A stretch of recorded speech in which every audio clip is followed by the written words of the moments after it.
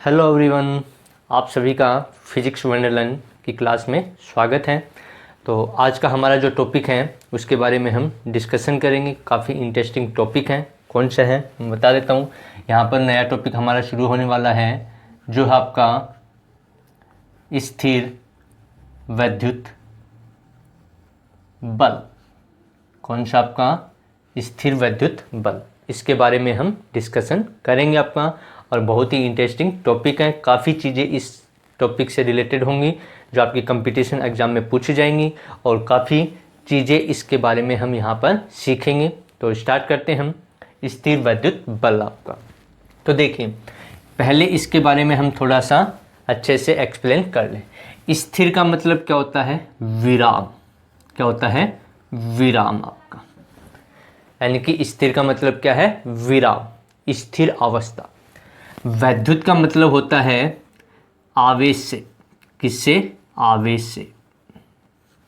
और बल के बारे में हम सभी जानते हैं। तो यानी कि आवेश आपका कौन सी स्थिति में हो? स्थिर अवस्था में हो, विराम अवस्था में आपका आवेश हो और उसके ऊपर क्या लगेगा? बल लगेगा। तो उस स्थिति को हम पढ़ते हैं स्थिर वैद्युत बल आपका। स्थिर वैद्युत बल के नाम से हम पढ़ते हैं। ठीक है। अब हम सबसे पहले जो डिस्कशन करेंगे वो हम करेंगे किसके बारे में? आवेश के बारे में। तो देखिए, आवेश जिसको चार्ज भी बोलते हैं। क्या बोलते हैं? चार्ज। सबको पता होगा, चार्ज। अब सबसे पहले चार्ज आवेश के बारे में किसने बताया? वैज्ञानिक का नाम हम यहाँ पर डिस्कशन करने वाले हैं। 3-4 वैज्ञानिक आपका, तो उनके बारे में हम डिस्कशन यहाँ पर करेंगे। तो सबसे पहले आवेश के बारे में जो बताया था वो पहले कौन था आपका? वो था आपका 250 ईसा पूर्व के समय की बात है। किसने बताया था? थेल्स ने। किसने बताया? थेल्स ने बताया। यानी कि आवेश के बारे में किसने बताया? सबसे पहले थेल्स ने बताया। इस थेल्स ने क्या कहा कि जो आवेश है उसको नाम दिया। इसने क्या दिया? नाम दिया। कैसे दिया? इसने क्या किया? 2 वस्तु ले ली। जैसे एक वस्तु ये है और एक वस्तु ये, 2 वस्तु ले ली। अब इन दोनों वस्तुओं को क्या किया? इस प्रकार से घर्षण करवाया। और घर्षण करवाया तो घर्षण करवाने के बाद देखा कि जैसे ये वस्तु है, ये कागज के टुकड़ों को अपनी ओर क्या कर रही है? आकर्षित कर रही है। क्या कर रही है? अपनी ओर आकर्षित कर रही है। फिर उसने देखा कि ऐसा क्या है इसमें। फिर उसने दोबारा किया कि इन दोनों वस्तुओं को बिल्कुल रफ कर लिया, साफ कर लिया बिल्कुल। फिर इन दोनों को आपस में क्या किया? रफ करवाया, घर्षण करवाया। उसके बाद देखा कि दोबारा ये जो वस्तु आपकी ये कागज के टुकड़ों को क्या कर रही है? आकर्षित कर रही है। यानी कि इन वस्तुओं के अंदर एक गुण आ गया। क्या आ गया? एक नया गुण उत्पन्न हो गया। ठीक है। यानी कि जैसे इन दोनों वस्तुओं को घर्षण करवाया तो घर्षण करवाने के कारण इनके ऊपर क्या आ गया? एक नया गुण आ गया आपका। उसी गुण को इसने थेल्स ने बताया और क्या नाम दिया? उसने नाम दिया इसको इलेक्ट्रम। क्या नाम दिया? इलेक्ट्रम। क्या नाम दिया था? इलेक्ट्रन नाम इसको दिया। किसने दिया? थेल्स ने दिया आपका। अब उसके बाद में यहां तक पिक्चर क्लियर कि सबसे पहले चार्ज का जो खोज करता हम कहें आपका तो वो थेल्स था और उसने उस चार्ज को, आवेश को क्या नाम दिया? इलेक्ट्रम नाम दिया। ठीक। उसके बाद में एक वैज्ञानिक और आया, उसने इस इलेक्ट्रम को क्या नाम दिया? वैज्ञानिक था आपका डॉक्टर विलियमसन गिलबर्ट। कौन सा? वैज्ञानिक गिलबर्ट आपका, डॉक्टर विलियमसन गिलबर्ट आपका। उसने इस इलेक्ट्रॉन को, इलेक्ट्रम जो है उसको नाम दिया, क्या नाम दिया? उसको नाम दिया विद्युत। क्या नाम दिया? विद्युत नाम दिया आपका। यानी कि इलेक्ट्रिक। क्या नाम दे दिया? इलेक्ट्रिक। ये उसने नाम दे दिया इसको। क्या नाम दे दिया था? इलेक्ट्रिक नाम दे दिया था आपका। अब उसके बाद में क्या हुआ?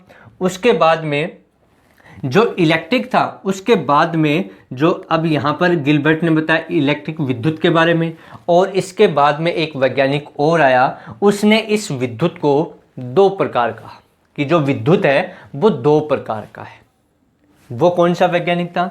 उसने बताया कि जो विद्युत है, क्या है आपका, जो इलेक्ट्रिक है, जो विद्युत है, वो दो प्रकार का है। और उसके बारे में किसने बताया? उसके बारे में बताया ड्यूफे ने।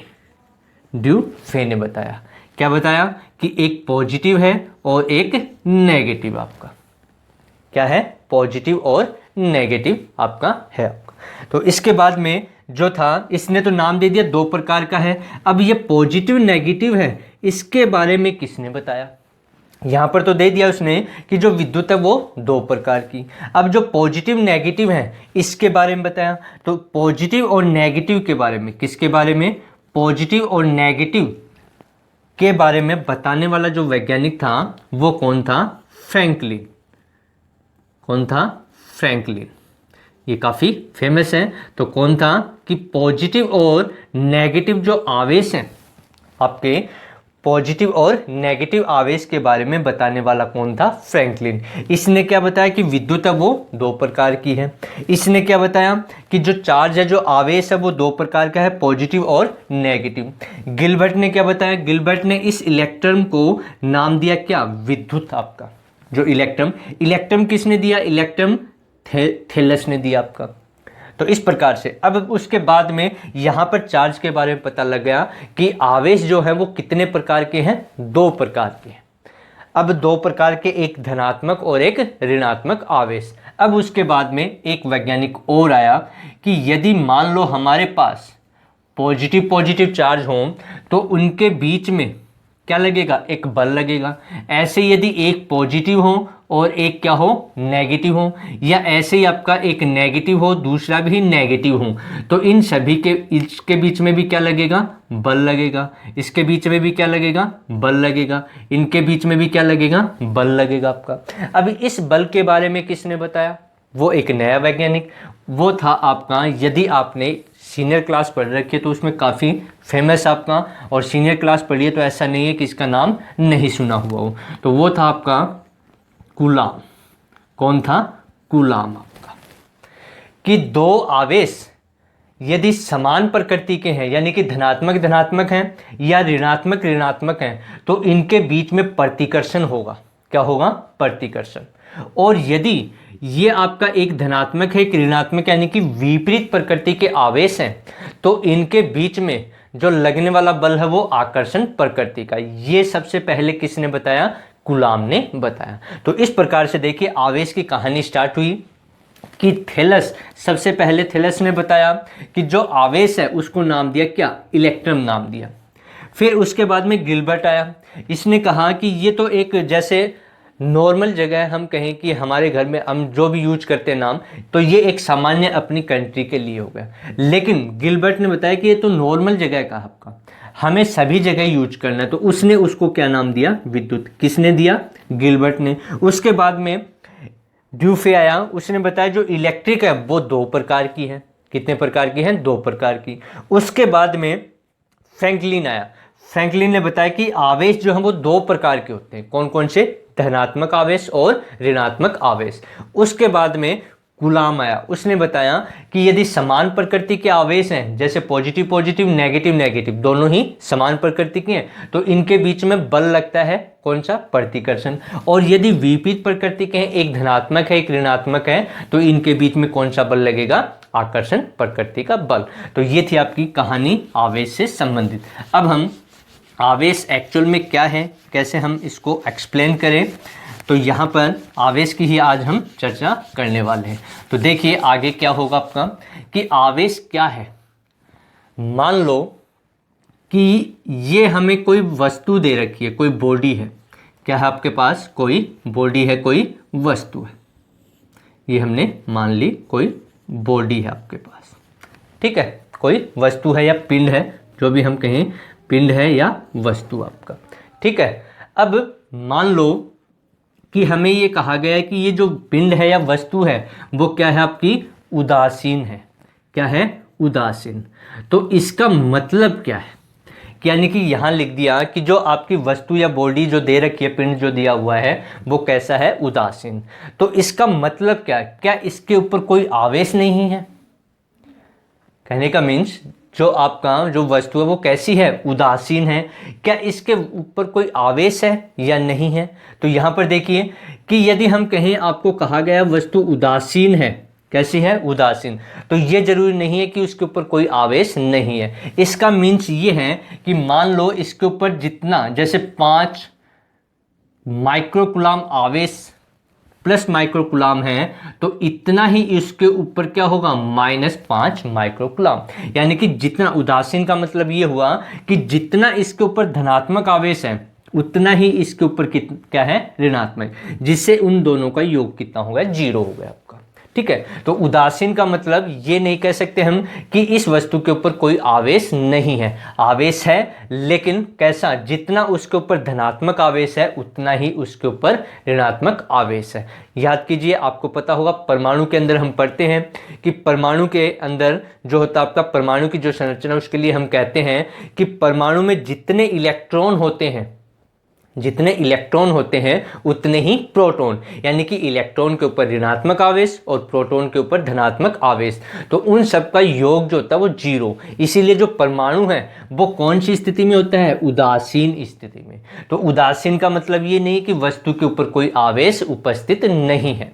ठीक है, तो याद रखना, इस चीज को पूछा जा सकता है और कंफ्यूज कर सकते हैं आपको कि जो आपकी वस्तु है, जैसे ये वस्तु है, उदासीन वस्तु है, तो बताइए इसके ऊपर आवेश होगा या नहीं होगा, यदि होगा तो कैसे होगा, जितना उसके ऊपर धनात्मक होगा उतना ही उसके ऊपर क्या होगा, ऋणात्मक आवेश होगा आपका। तो ये याद रखना, इंपॉर्टेंट चीज है।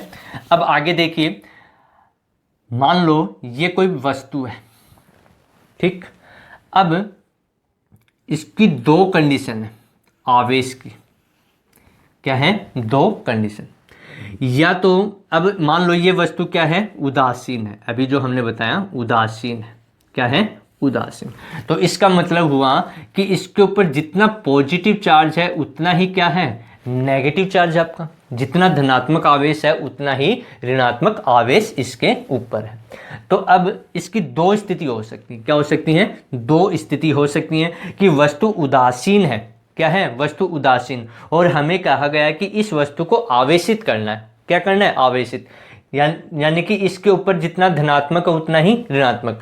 लेकिन हमें कहा गया है कि इस वस्तु को आवेशित करना है, तो आवेशित करने के लिए वस्तु दे रखी है उदासीन, तो क्या करना पड़ेगा, इसमें 2 स्थितियां आपकी, या तो इलेक्ट्रॉन दे दिए जाए, या तो इलेक्ट्रॉन दे दिए जाएं, यानी कि इस उदासीन वस्तु को इलेक्ट्रॉन दे दें हम, या फिर दूसरा है इलेक्ट्रॉन ले लिए जाए, यानी कि इस वस्तु से क्या कर ले हम, इलेक्ट्रॉन ले ले या इलेक्ट्रॉन दे दे। लेने देने का मीन्स ये है कि स्थानांतरित करना। याद रखना, जो आवेश है वो कभी उत्पन्न नहीं होता, आवेश एक वस्तु से दूसरी वस्तु में स्थानांतरित होता है, न तो आवेश को उत्पन्न कर सकते हैं और न ही आवेश को नष्ट किया जा सकता है। ये एक उसका विशेष गुण है, जो आवेश है उसको ना तो नष्ट कर सकते हैं और ना ही उसको उत्पन्न कर सकते हैं, उसको एक वस्तु से दूसरी वस्तु में क्या कर सकते हैं, स्थानांतरित कर सकते हैं। तो यहाँ पर इलेक्ट्रॉन लिए दिए जाने का मीन्स है कि इलेक्ट्रॉन स्थानांतरित कर रहे हैं। तो देखिए यहाँ पर जो पहली कंडीशन वो ये है, जितना पॉजिटिव है उतना ही क्या है, नेगेटिव। अब हम क्या कर रहे हैं, इलेक्ट्रॉन दे रहे हैं इसको, यानी कि इस वस्तु को इलेक्ट्रॉन दे रहे हैं, तो इलेक्ट्रॉन दे रहे हैं तो यानी कि नेगेटिव चार्ज क्या हो गया, बढ़ गया आपका, यानी कि इलेक्ट्रॉन हमने दे दिए तो नेगेटिव, क्योंकि इलेक्ट्रॉन के ऊपर कैसा चार्ज होता है, नेगेटिव, ऋणात्मक आवेश होता है। तो इलेक्ट्रॉन हमने दिए तो नेगेटिव जो आवेश है उसके मान में क्या हो गए, वृद्धि।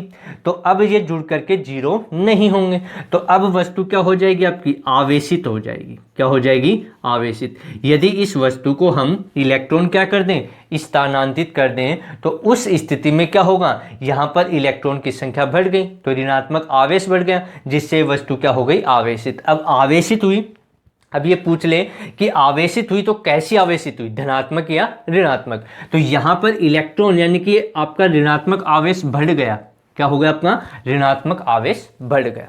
तो ऋणात्मक आवेश बढ़ गया तो यहाँ पर जो वस्तु आवेशित होगी, क्या होगी, वस्तु आवेशित। तो कैसी आवेशित हो जाएगी, ऋणात्मक आवेशित हो जाएगी आपकी वस्तु। ठीक है, यानी कि जैसे ही आपके इलेक्ट्रॉन की संख्या इसमें बढ़ गई, ऋणात्मक आवेश बढ़ गया, तो वस्तु कैसी हो गई, ऋणात्मक आवेशित। दूसरा, इलेक्ट्रॉन ले लिए जाए तो पहले आपका पॉजिटिव था, इक्वल टू था नेगेटिव। अब इलेक्ट्रॉन इससे ले रहे हैं तो कमी किसकी हुई, इलेक्ट्रॉन की कमी हो गई, यानी कि इलेक्ट्रॉन की कमी हो गई। और इलेक्ट्रॉन की कमी हो गई तो यानी कि जो आपका धनात्मक आवेश है वो इस वस्तु के ऊपर क्या हो गया, बढ़ गया। और बढ़ गया तो क्या होगा आपका, कि जैसे ही आपका धनात्मक आवेश बढ़ेगा तो वस्तु क्या हो जाएगी, आवेशित हो जाएगी। और आवेशित होगी तो कैसा आवेश आएगा, क्योंकि इलेक्ट्रॉन इसमें से हमने स्थानांतरित कर लिया, यानी कि इलेक्ट्रॉन ले लिए इससे, तो यहां पर किसकी वृद्धि हो गई, पॉजिटिव आवेश, धनात्मक आवेश की। तो वस्तु कैसी आवेशित हो जाएगी, धनात्मक आवेशित हो जाएगी, धनात्मक आवेशित होगी। तो दो स्थिति हैं। तो इस प्रकार से हम देखते हैं कि जब किसी वस्तु से इलेक्ट्रॉन ले लेते हैं या दे देते हैं, यानी कि इलेक्ट्रॉनों का स्थानांतरण हम करते हैं, तो उस वस्तु में जो पहले उदासीन थी वो क्या हो गई, आवेशित हो गई। यानी कि उस वस्तु के अंदर क्या आ गया, एक विशेष गुण आ गया। क्या आ गया, विशेष गुण। उसी विशेष गुण को क्या कहते हैं, आवेश कहते हैं। यानी कि वो वस्तु क्या हो गई, आवेशित हो गई। भाई इलेक्ट्रॉन ले लिए या इलेक्ट्रॉन दे दिए, हमने स्थानांतरित कर दिए, तो वस्तु क्या हो गई, आवेशित हो गई। उसी विशेष गुण को क्या कहा गया है, आवेश कहते हैं आपका। ठीक है, अब कुछ गुणों के बारे में हम बात करेंगे आवेश से संबंधित आपका। तो बहुत इंटरेस्टिंग टॉपिक है, अच्छे से पढ़ना। तो देखिए अब गुण की हम बात करें, पहला गुण हम लें आवेश का पहला। अब देखिए, मान लो कि जो आवेश है उसको Q से रिप्रेजेंट करते हैं, स्मॉल q या कैपिटल Q के द्वारा प्रदर्शित करते हैं। ये आवेश है मान लो, और ये रेस्ट कंडीशन में, कौन सी कंडीशन में है, रेस्ट कंडीशन में। मान लिया कि जो हमारे पास आवेश है वो रेस्ट कंडीशन में, ये आवेश है Q, ये कौन सी कंडीशन में, रेस्ट में, यानी कि स्थिर अवस्था में, स्थिर अवस्था में। यानी कि इसका वेग है वो कितना है, 0 है, वेग नहीं है स्थिर अवस्था में। तो अब ये कहा गया है कि जब आवेश स्थिर है तो इसके कारण इसके चारों ओर एक फील्ड उत्पन्न होता है, एक क्षेत्र बन जाता है। क्या बन जाता है, इसके चारों ओर एक क्षेत्र बन जाता है, ऊर्जा क्षेत्र। ठीक है, क्या बन जाता है, ऊर्जा क्षेत्र। इसके चारों ओर एक फील्ड बन गया आपका। जैसे मान लो कि पानी है, मिट्टी में हम डालते हैं तो पानी मिट्टी के चारों ओर फैल जाता है, यानी कि अपना क्षेत्र बना लेता है। तो ऐसे ही आवेश को हम रख देते हैं तो उसके चारों ओर एक क्षेत्र बन जाता है। उस क्षेत्र को हम क्या कहते हैं, विद्युत। यानी कि ये जो क्षेत्र बना है इस क्षेत्र को हम क्या कहते हैं, विद्युत क्षेत्र। आपको क्या नाम दिया गया, विद्युत क्षेत्र नाम दिया गया। अब बात आती है कि इस विद्युत क्षेत्र के बारे में बताया किसने, भाई पता कैसे लगा आपका। तो इसके बारे में बताने वाला जो वैज्ञानिक है वो था गाउस। किसने बताया, गाउस ने इसके बारे में बताया कि जब आपका आवेश स्थिर अवस्था में होता है, कौन सी अवस्था में, स्थिर अवस्था में होता है, तो केवल और केवल एक ही क्षेत्र, ध्यान रखना, जब आपका आवेश स्थिर अवस्था में हो, कौन सी अवस्था में, स्थिर अवस्था में हो, अवस्था में हो, तो केवल और केवल विद्युत क्षेत्र, कौन सा क्षेत्र, विद्युत क्षेत्र उत्पन्न होता है, उत्पन्न होता है। चुंबकीय क्षेत्र उत्पन्न नहीं होता। याद रखना, ये बहुत इंपॉर्टेंट क्वेश्चन है। इसमें पूछा जा सकता है कि बताइए यदि आवेश आपका स्थिर अवस्था में है तो कौन सा क्षेत्र उत्पन्न होगा, विद्युत क्षेत्र, चुंबकीय क्षेत्र, या दोनों ही आपका, या दोनों ही नहीं। तो याद रखना, जब आवेश आपका स्थिर अवस्था में हो तो केवल और केवल कौन सा क्षेत्र, विद्युत क्षेत्र उत्पन्न होता है। तो जो आवेश है उसके चारों ओर एक क्षेत्र बन जाता है ऊर्जा का, एनर्जी का, जिसको विद्युत क्षेत्र कहते हैं। और इस विद्युत क्षेत्र के बारे में किसने बताया, वैज्ञानिक गाउस ने बताया। अब दूसरा पॉइंट देखिए इसमें, यदि आपका आवेश, आपका जो आवेश है वो क्या हो, मान लो ये आवेश है और ये गति कर रहा है, क्या कर रहा है, गति, किस वेग से, v वेग से, और जो गति कर रहा है वो नियत वेग से, कौन से वेग से, नियत वेग से, कौन से वेग से गति कर रहा है, नियत वेग से गति कर रहा है आपका। ठीक है। तो हमने पढ़ा कि जो आवेश है वो स्थिर अवस्था में हो या गतिमान। एक चीज ध्यान रखना कि आवेश जो है वो आपका स्थिर अवस्था में है और दूसरा गतिमान अवस्था। कौन सी अवस्था? स्थिर अवस्था और गतिमान। तो स्थिर अवस्था में आपका विद्युत क्षेत्र उत्पन्न होता है। कौन सा क्षेत्र? विद्युत क्षेत्र उत्पन्न होता है। लेकिन जब गतिमान अवस्था की हम बात करते हैं तो गतिमान अवस्था में विद्युत क्षेत्र और दूसरा होता है चुंबकीय क्षेत्र। कौन सा क्षेत्र? चुंबकीय क्षेत्र उत्पन्न होता है। जब आपका आवेश स्थिर अवस्था में होगा तो आपका केवल विद्युत क्षेत्र होगा, और जब आवेश गतिमान अवस्था में होगा तो विद्युत क्षेत्र और चुंबकीय क्षेत्र दोनों उत्पन्न होते हैं। तो यहाँ पर एक चीज कॉमन आ गई, विद्युत क्षेत्र। यानी कि विद्युत क्षेत्र आवेश की कैसी ही अवस्था हो, चाहे स्थिर अवस्था हो, गतिमान अवस्था हो, दोनों ही अवस्था में क्या होगा? उत्पन्न होगा। तो यहाँ पर नियत वेग से आवेश गति कर रहा है तो इसके कारण कौन सा क्षेत्र उत्पन्न होगा? चुंबकीय क्षेत्र। विद्युत क्षेत्र दोनों स्थिति में। तो यहाँ पर एक जब आवेश गतिमान हो जाता है तो उसके कारण कौन सा क्षेत्र उत्पन्न होता है? चुंबकीय क्षेत्र। विद्युत क्षेत्र तो है ही, लेकिन एक नया क्षेत्र और है जिसको क्या पढ़ते हैं? चुंबकीय क्षेत्र। इसके बारे में सबसे पहले जो बताया था वो था वैज्ञानिक ओरेस्टेड। किसने बताया था? ओरेस्टेड ने बताया था कि यदि आपका आवेश गतिमान अवस्था में है नियत वेग से तो उसके कारण चुंबकीय क्षेत्र उत्पन्न होता है, और इसके बारे में किसने बताया? ओरेस्टेड ने बताया था। अब तीसरी कंडीशन और है, यदि आपका आवेश कैसा हो? त्वरित हो। कैसा हो? त्वरित हो। अब बात आती है कि त्वरित का मतलब क्या? त्वरित का मतलब ये है कि जो आपकी वस्तु होती है उसके वेग में समय के साथ क्या हो? परिवर्तन होता रहे। यहाँ पर वेग क्या था? नियत था। तो यहाँ पर वस्तु का वेग है वो परिवर्तित हो रहा है। तो अब त्वरित होगा तो उसके कारण एक क्षेत्र और आता है, बहुत विशेष क्षेत्र है, हम कहते हैं उसको विद्युत चुंबकीय तरंगे। कौन सी तरंगे? विद्युत चुंबकीय तरंगे। जो हम मोबाइल वगैरह में देख रहे हैं, वीडियो वगैरह जो देखते हैं, जो बात वगैरह करते हैं, वो यही है आपका विद्युत चुंबकीय तरंगों का ही कारण है। यानी कि इसी के कारण हम वीडियो देख पाते हैं, बातें वगैरह कर सकते हैं, फ़ोन के एक दूसरी जगह से दूसरी जगह पर हम यूज कर सकते हैं। अब इसके बारे में सबसे पहले किसने बताया? इसके बारे में बताया था वैज्ञानिक। कौन था? वो था मैक्सवेल। तो उसने बताया आपका कि जो आपका जब आवेश कैसा होगा? त्वरित होगा, तो उसके कारण जो तरंगे होंगी वो तरंगे कौन सी होंगी? विद्युत चुंबकीय तरंगे आपका। ठीक है। तो उस विद्युत चुंबकीय तरंगों के बारे में किसने बताया था? वैज्ञानिक मैक्सवेल ने बताया था। तो ये था हमारा आज का लेक्चर जिसमें हमने स्थिर वैद्युत बल और आवेश के बारे में कुछ पढ़ा, और अच्छे से पढ़िए, देखिए, इसको अच्छे से समझिए। बहुत इंटरेस्टिंग टॉपिक है। यदि आपको अच्छा लगे तो लाइक कीजिए, शेयर कीजिए और कमेंट्स कीजिए। हमारा आज का यहीं तक का लेक्चर था फिजिक्स वंडरलैंड की क्लास में।